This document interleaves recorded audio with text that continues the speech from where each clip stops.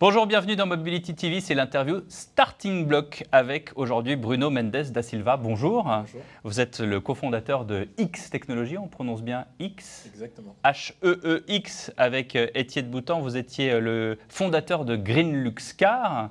Vous aviez l'ambition, après un départ et un retour d'ailleurs, puisque vous êtes parmi nous, en Chine. Quand vous avez vu la pollution là-bas, vous vous êtes dit je vais louer des voitures hybrides et électriques. Étienne Boutan, lui, vient du secteur bancaire. Et le troisième larron étant Arnaud de la Fortelle, qui lui est un ingénieur, c'est ça? Il a passé 12 années à l'INRIA. Et le résultat de tout ça, c'est X. Comment est-ce qu'on peut résumer X? Alors X, c'est une société de Restez avec technologie. nous. C'est une société de technologie qui accompagne les ingénieurs en R&D qui travaillent sur des systèmes autonomes à extraire ce qu'on appelle la donnée pertinente, en anglais la smart data, en opposition à ce qu'on appelle aujourd'hui la big data, qui est d'avoir toutes les données, ce qui n'est plus forcément pertinent aujourd'hui quand on fait du développement. Et à quoi ça sert in fine? Alors, in fine, il peut y avoir plusieurs cas d'application. Le premier, c'est l'amélioration des modèles d'IA, d'intelligence artificielle. Derrière, on peut aussi faire de la validation, c'est-à-dire une fois qu'on a construit un système validé par des jeux de données, que ce système fonctionne bien. On peut faire aussi de l'extraction de données pour des applications plus opérationnelles. Par exemple, j'opère un bus autonome ou un train autonome ou une navette autonome. Et en fait, j'ai envie d'avoir une extraction de données quand il y a un problème pour pouvoir savoir comment je vais y remédier. Donc, il peut y avoir plusieurs cas d'application, mais le premier, c'est vraiment l'apprentissage des intelligences artificielles. L'idée, c'est de se concentrer sur le secteur automobile et le secteur des mobilités. Exactement. Donc au début, en fait, nous, on pense que l'innovation va venir vraiment du secteur de la mobilité. Parce que c'est le grand Eldorado aujourd'hui.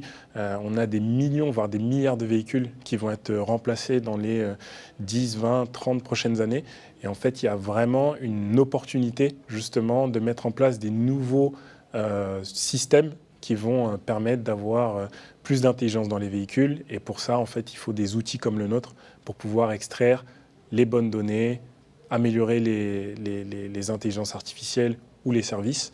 Et c'est pour ça que la mobilité, pour nous, c'est un grand secteur. Après, il y a d'autres secteurs sur lesquels on peut aller, comme le secteur bancaire, où en fait, on a aussi énormément de données qui circulent quotidiennement par rapport à toutes les transactions. Et on préfère ne plus y penser parce que sinon, on ne dormirait pas tranquille. Exactement. Et en fait, aujourd'hui, pour avoir des nouveaux services ou des nouveaux usages, on va avoir besoin d'extraction de données beaucoup plus ciblée plutôt que de tout enregistrer. Et de manière un peu plus éthique, nous, on pense aussi que on n'a pas forcément besoin de récupérer les données de tout le monde. Je pense que c'est quelque chose qui inquiète beaucoup les citoyens et dans le monde entier, de se dire qu'aujourd'hui, les acteurs de la technologie aujourd'hui récupèrent toutes les données.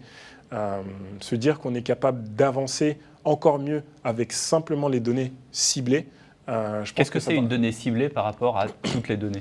Alors, par exemple, je suis un ingénieur qui travaille sur un véhicule autonome. Aujourd'hui, moi, ma principale préoccupation, c'est de pouvoir détecter des piétons, parce que j'ai pas envie de les renverser. Donc, il va me falloir un certain nombre de données par rapport à ces piétons-là. Mais quand je conduis et que je collecte des données, je prends des données sur des piétons, des cyclistes, des arbres, des panneaux, etc. Et en fait, ces données-là ne sont pas forcément utiles quand on a simplement besoin de données sur des piétons. Donc il y a plusieurs techniques aujourd'hui qui permettent justement de récupérer des données uniquement liées aux piétons et pas forcément quand je conduis pendant 30 minutes sur une nationale ou sur une autoroute ou sur un tronçon rapide où il n'y a pas de piétons. En fait, je n'ai pas besoin de la donnée. Donc ça réduit le volume de données. Ça permet justement de se concentrer beaucoup plus rapidement sur des données qui vont être utiles. Donc ça accélère le développement et c'est beaucoup plus efficace. Votre rêve, c'est de voir d'ici X années, peut-être une quinzaine d'années, des voitures autonomes partout? Exactement. Je pense qu'aujourd'hui, il y a beaucoup de statistiques qui montrent qu'un véhicule autonome complètement entraîné va baisser drastiquement le nombre des accidents aujourd'hui. Il faut le rappeler, il y a quand même plus d'1 million de personnes qui meurent sur les routes. C'est des choses qu'on peut... Dans le monde, hein. Dans le monde, ouais. C'est des choses qu'on peut éviter aujourd'hui si demain on enlève en fait la conduite, on va dire, aux êtres humains, parce qu'on est tout le temps distrait par le téléphone, par la musique, parce qu'on mange, parce qu'on fait beaucoup de choses en voiture. Et en fait, la chose qu'on devrait faire, c'est conduire. Et malheureusement, en fait, le fait qu'aujourd'hui on soit beaucoup distrait en voiture, ça crée des accidents, ce qui peut briser des familles, briser des vies. Enfin bref, c'est pas Et cette voiture autonome dont on a parlé un temps, je m'en souviens, il y a 4-5 ans, là on n'en parle plus trop. Alors il y a eu quelques accidents. Ouais.